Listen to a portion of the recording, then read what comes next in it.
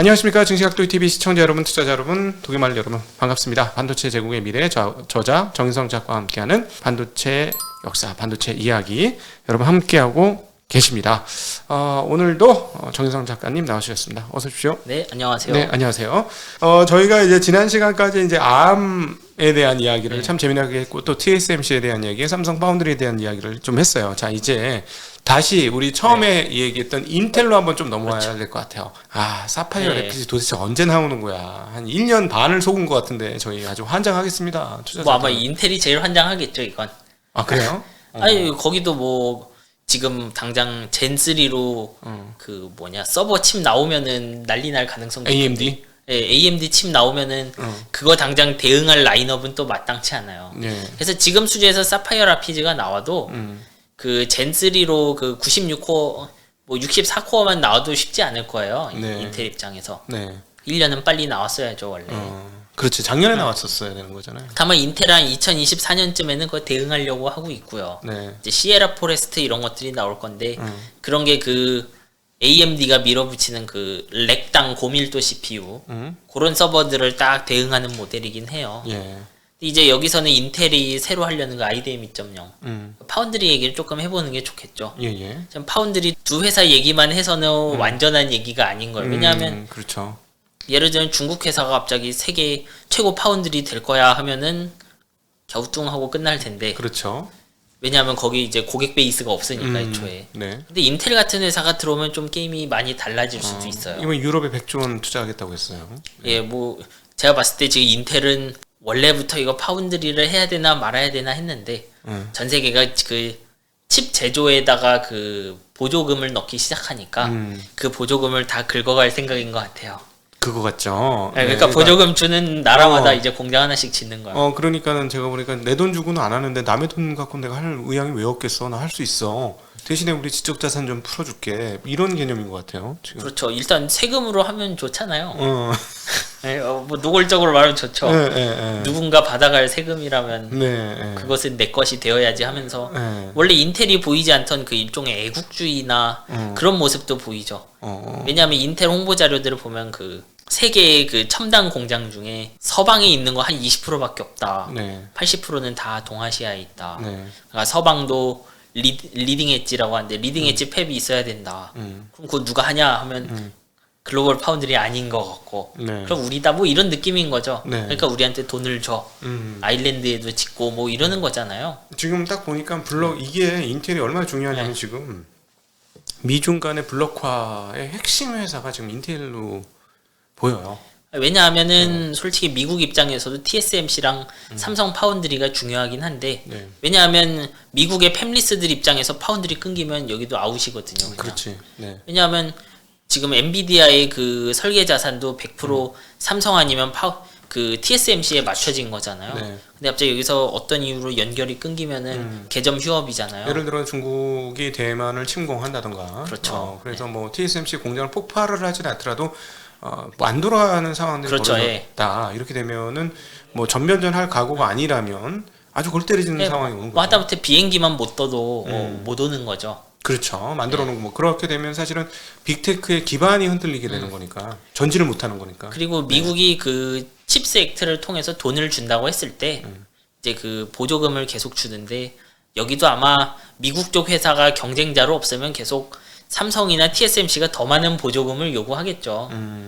야, 제조라는 게 얼마나 중요한데 하면서 미국 납세자의 돈을 좀 내놓으렴 이렇게 돌아가겠죠 아마. 그런 이유에서라도 인텔은 좀 키워주려고 할 가능성이 있죠. 팹리스들 입장에서도 파운드리 개수가 많을수록 가격 협상력은 높아요. 그 스냅드래곤 새로 나오는 것도 한 20% 가까이 비쌀 거라면서요. 그 TSMC 4나노로 넘어가면 전성비가 안 좋은데 삼성 5나노 이제 5나노에 가까운 4나노죠. 여기에 붙어 있었던 이유가 있는 거죠. 퀄컴도 단가죠, 단가. 아마 삼성이 단가는 맞춰줬을 텐데 볼륨을 못 맞춰줬을 거고. 그러니까 이런 그 특히나 팹리스가 많은 미국 입장에선 파운드리가 많아지면 전체적으로 미국이 차지하는 부가가치는 커질 거예요. 할 수밖에 없죠. 인텔 자신에게도 참 이게 도움이 되는 게 인텔이 겪고 있는 큰 문제 중 하나는 그 전체적인 그 칩 시장에서 점유율 하락이에요. 미국의 그 제조 점유율 하락은 인텔의 점유율 하락이랑 똑같아요. 왜냐하면 미국에서 칩 제조를 하는 건 IDM인데 예. 그 로직에서 IDM 하는 건 인텔밖에 없잖아요. 인텔밖에 없죠. IDM은 독립 네. 반도체 회사를 IDM이라고 합니다. 설계도 하고 제조도 하는 네. 회사죠. 예. 전문 파운드리가 이제 리딩 엣지 그 첨단 공정 쪽에 없기 때문에 계속 점유율이 떨어진 것뿐이라고요. 네. 근데 이거를 이제 CPU만으로 해결할 수는 없어요. CPU로 못하는 일이 너무 많으니까. 네. 그러니까 결국 파운드리를 좀 만들어야 되는데 그걸 할 수 있는 자본력 가진 건 인텔밖에 없죠. 네. 업력을 가진 것도 인텔밖에 없고. 음. 인텔 입장에서도 파운드리는 되게 큰 도움이 돼요. 왜냐하면 인텔은 원래 공장 지으면 한 2, 3년 쓰면은 그대로 감가 떨고 공장을 처분했다고요. 어. 왜냐하면 인텔이 예를 들면 지금 인텔 7나노 쓰는데 예. 7나노 있고 뭐 14나노 있고 22나노 있고 28나노 있고 하거든요. 네. 근데 인텔 내부 입장에서 28나노로 할 게 없어요. 그렇지. CPU만 공정으로 가지고 있는 회사니까. 그러니까 인텔이 원래 자기 공정으로 만들었던 거는 CPU랑 그 보드 칩셋, 뭐 각종 모뎀 이런 것들인데 네. 사실 CPU 빼면 볼륨이 다 크지 않아요. 네. 그래서 CPU를 쓰던 공정이 넘어가면 항상 가동률이 줄어들고 이윽고 이제 세대가 너무 넘어가면 공장을 폐쇄할 수밖에 없었죠. 사실은 다양한 파운드를 했다면 지금 그 28나노 공정으로 자동차 반도체를 만들어주면서 그럴 수 있죠.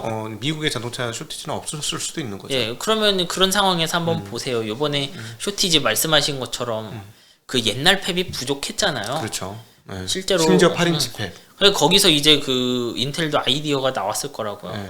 저쪽에 가동률을 높일 수 있겠구나. 어. 그리고 뭐 센서 종류도 되게 많이 들어가니까 그렇죠. 뭐 자율주행차 하면은 당연히 센서도 그렇죠. 많이 들어가겠죠. 네. 그러면 그쪽에 당연히 자신들이 가지고 있던 공장을 그대로 쓰고 네. 싶을 가능성이 있어요. 쉽게 얘기하면 센서도 저기 이렇게 좀 낮은 공정 수준의 반도체다 이렇게 보시면 됩니다. 그렇죠. 네. 제조 방법은 똑같아요. 네. 그 설계가 다른 것이지. 네. 그러니까 인텔 입장에서도 요거는 차지해야 돼요. 그러니까 미래의 그 리딩 엣지 점유율에도 중요하고 인텔 투자의 자본 수익성 개선에도 중요하고. 그렇지. 네. 그래서 인텔이 보면은 그 활동이 되게 일관돼요. 뭐 예를 들면 타워 세미컨덕터, 타워 이런 데 인수하잖아요. 그거 잘 몰라요. 네. 이제 그런 회사들이 그 좀 옛날 공정으로 설계하는 곳들인데 이런 회사들이 인수 보면 다 그 옛날 팹의 가동률과 관계가 높아 보여요. 예. 그러니까 아예 그 설계만 하던 회사들 데리고 와서 제조만 우리 쪽으로 넘겨라라는 그런 거겠죠. 네.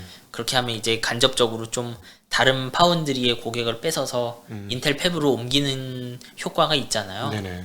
그리고 그쪽 공정에서 그 IP도 확충이 되고 네. 왜냐하면 이쪽에서 이제 타워가 인텔의 말을 듣고 설계를 하면은 타워의 설계 자산이 쌓여 올라갈 거라고요. 네. 뭐 그런 걸 노리고 있는 거겠죠. 그러면은 사실은 이렇게 되면 이제 또다시 삼성 얘기를 안 할 네. 수가 없는데 다른 경쟁자면 그동안에는 어떻게 얘기했냐면 TSMC 아니 괜찮아 삼성 파운드리 걱정하지 마 경쟁자가 TSMC 하나밖에 없어 선단 공정 그리고 미세 공정 그 EUV 공정은 얘네 둘밖에 없으니까 걱정하지 마 이랬는데 갑자기 인텔이 들어오면서 상황이 좀 바뀌는 거죠. 바뀔 수도 있죠. 안 될 수도 있고.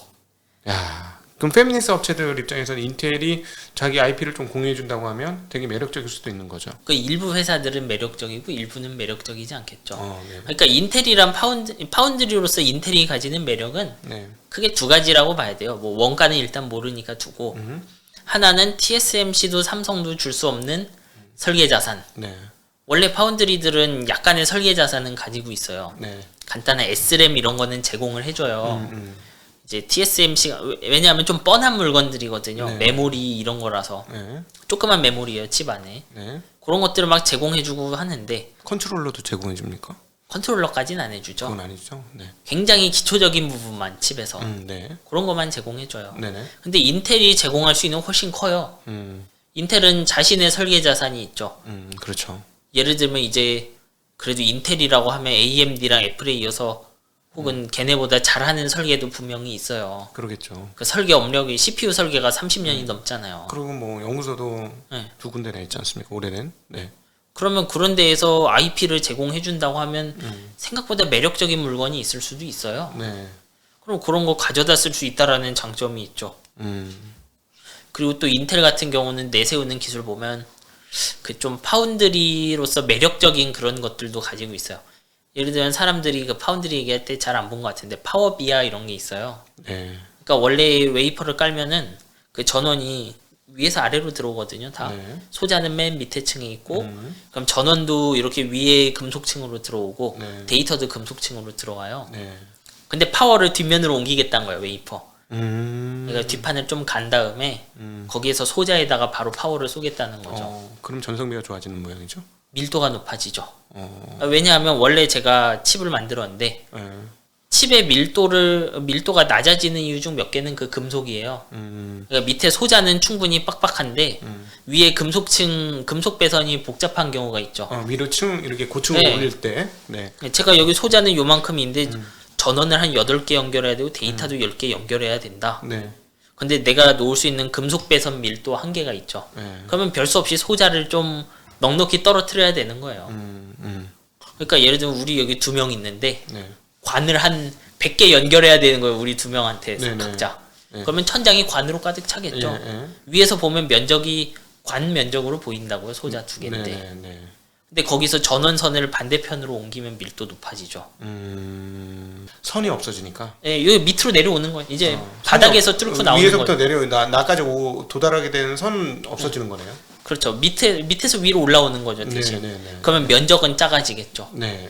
그리고 그런 기술들은 아마 인텔 안에서만 검증이 될 거라 갖고 인텔에 들어오면 또 나가야 될 이유가 사라질 수도 있죠. 네. 단 잘 해내면 인텔이. 근데 뭐 수율이나 이런 것들은 역시나 예, 봐야 되는 거고. 알 수 없죠.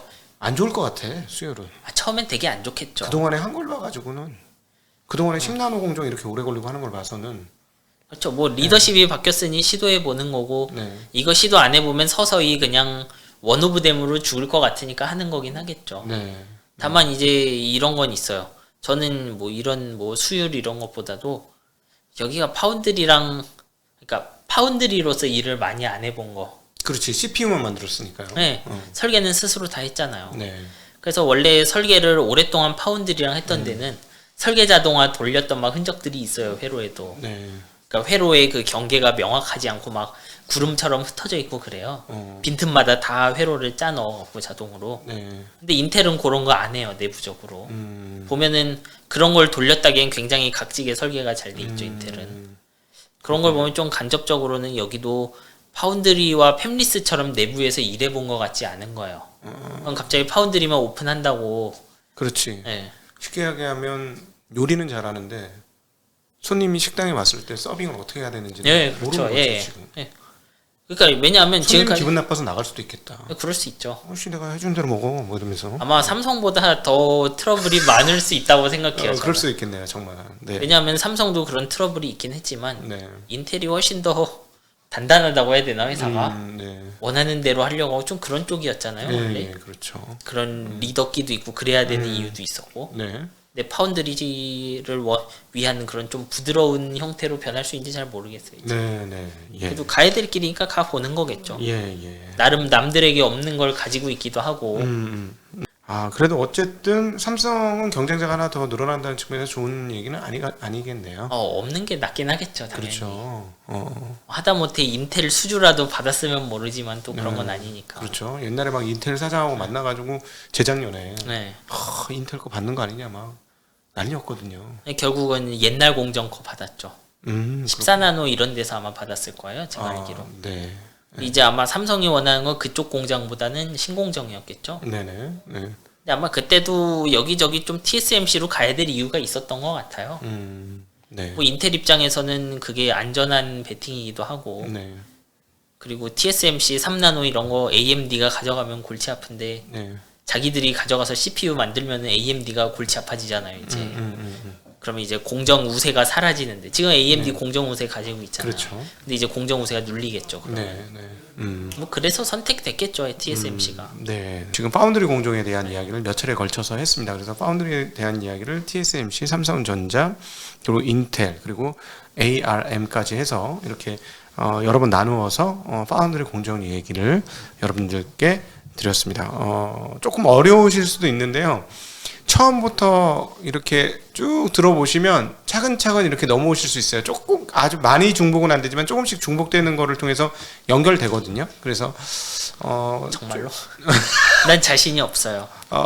연결이 되고 있어요. 제가 보기에는 연결이 됩니다. 그래서 그 처음에 거를 들으시면 지금 이것만 따로 들으시면은 이해가 완전히 안 되실 수가 있는데 처음에 거부터 이렇게 들어오시면 하면서 좀 따라오실 수 있지 않을까 싶습니다.